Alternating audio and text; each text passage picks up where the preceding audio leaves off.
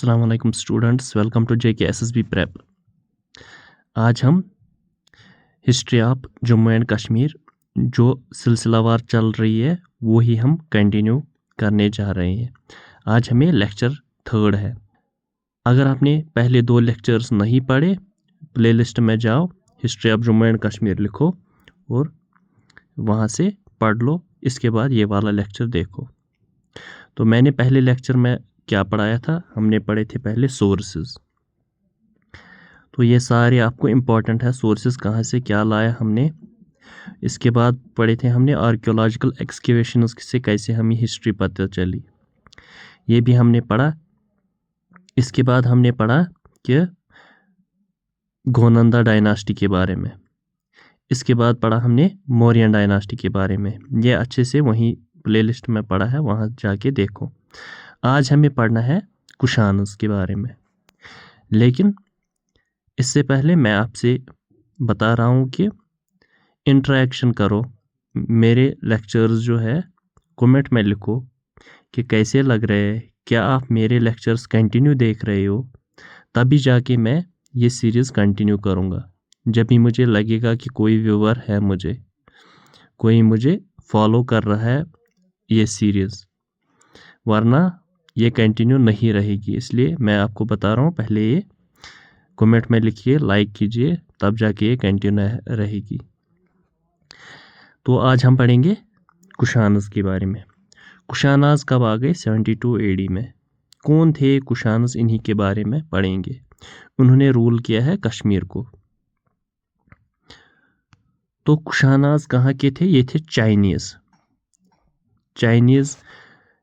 थे। ये किस ट्राइब के थे? यूची ट्राइब के थे।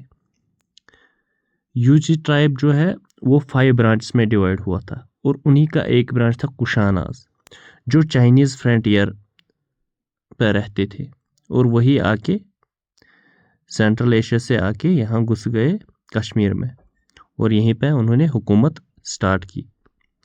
तो उनके सबसे इम्पोर्टेंट रूलर्स कौन थे यहाँ? हुश्का, जुश्का, कनिष्का। कल्हना इनको तुर्श्का किंग्स बोल रहा था। तुर्श्का किंग्स कौन था? हुश्का, जुश्का, कनिष्का। तो उन्होंने 3 टाउन्स बनाए थे कश्मीर में। हुस्का ने बनाया हुस्कापुरा, जिसको उस्कुर बोलते हैं आजकल के दौर में। जुस्का ने बनाया जुस्कापुरा, जिसको आज बोलते हैं जुकूर। कनिष्का ने बनाया कनिष्कापुर, जिसको आज बोलते हैं कान्यपुर। तो और एक इम्पॉर्टेंट पॉइंट है, जो बुद्धिज़्म की 4th इंटरनेशनल काउंसिल हुई थी। 3rd मैंने बताया वो अशोका के दौर में, वो पाटलिपुत्र में हुई थी। अब 4th कहाँ हुई थी? वो कश्मीर कुंदालवन, जो आजकल का हारवन है, वहीं पे हुई थी। प्रिसाइड किसने किया? वो वासुमित्रा था, जो हेड था उस काउंसिल का। तो किसके दौरे हुकूमत में? कनिष्का ने वो ऑर्गेनाइज करवाया था। तो क्या हुआ था, क्यों ये वर्ल्ड में सबसे इम्पोर्टेंट है ये 4th बुद्धिस्ट काउंसिल? क्योंकि इनमें थोड़े सेक्ट्स पैदा हुए थे। एक, बुद्धिज़्म में कुछ लोग मान रहे हैं कि बुद्धा जो था ना, बुद्धा सिद्धार्थ गौतम बुद्धा, वो बोल रहे थे कि वो एक गॉड था। वो नॉट अ ह्यूमन था, वो एक गॉड था। तो कुछ लोग बोल रहे थे नहीं, वो एक आदमी ही था और उसकी टीचिंग्स जो थी वो अच्छी थी, हमें वो टीचिंग्स फॉलो करनी चाहिए थी। तो ये बता रहे थे हमें बुद्धा को ही एक आइडल बनाना चाहिए और उसी को पूजना चाहिए। तो हो गए। लेकिन 4th बुद्धिस्ट काउंसिल जब हुई वासुमित्रा के ये प्रेसिडेंसी में, तो बुद्धिज़्म फाइनली 2 सेक्ट्स में डिवाइड हो गया। कुछ लोग वहाँ चले गए, कुछ लोग यहाँ चले गए। तो एक होता है, एक डिवीजन जिसको हम बोलते हैं महायानास। इनको हम बिग व्हीकल भी कहते हैं। ये बुद्धा को ही वर्शिप करते, इनकी मेजॉरिटी थी। और हिनायानास कौन थे?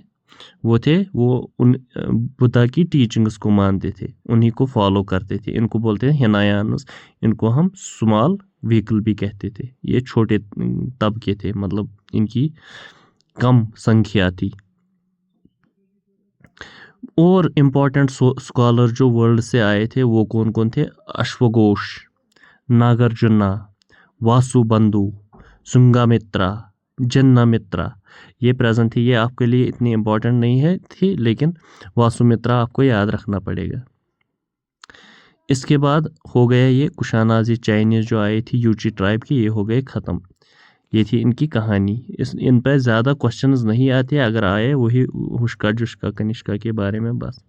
और आएगा ये बुद्धिस्ट काउंसिल कहाँ पे हुई, कौन था प्रेजाइड, किसने की थी, क्या थी। अब इसके बाद फिर से गोनंदा डायनास्टी आ गई। तो इनका इम्पोर्टेंट रूलर कौन था? मेघावाहना, जिसने क्या किया? Ban animal slaughter. ये रिलीजियस पर्सनालिटी थी, इसने क्या बोला? एनिमल्स को सेक्रीफाइस नहीं करना चाहिए। इसके बाद आ गया था प्रवरसीना। प्रवरसीना ने क्या किया था?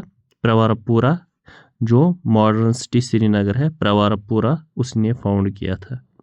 तो इनके बारे में ज़्यादा नहीं, इनके बहुत सारे रूलर्स हैं जो मुझे लगे जो कभी भी एग्ज़ाम में नहीं आए थे, वो आपको बहुत बर्डन पड़ेगा आप अगर मैं आपको वो लिखा हूँ।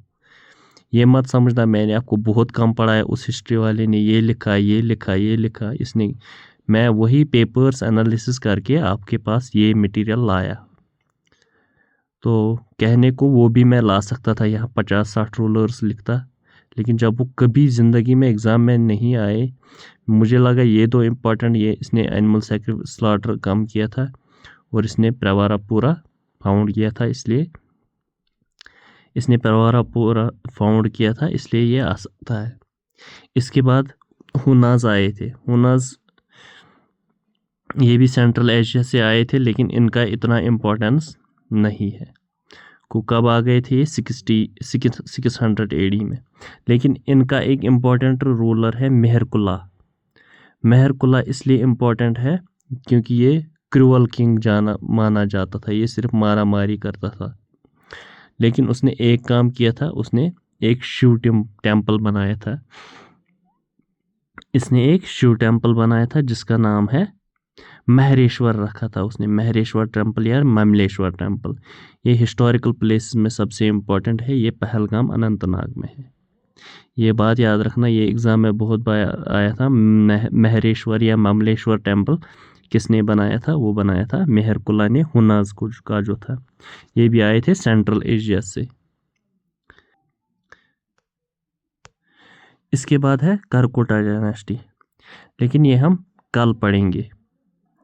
लेकिन जितना आप मुझे ज़्यादा सपोर्ट करोगे, लाइक कमेंट शेयर करोगे, उतने लंबे लेक्चर्स में लाऊंगा और उतना टाइम मैं यूट्यूब पे ज़्यादा दूंगा।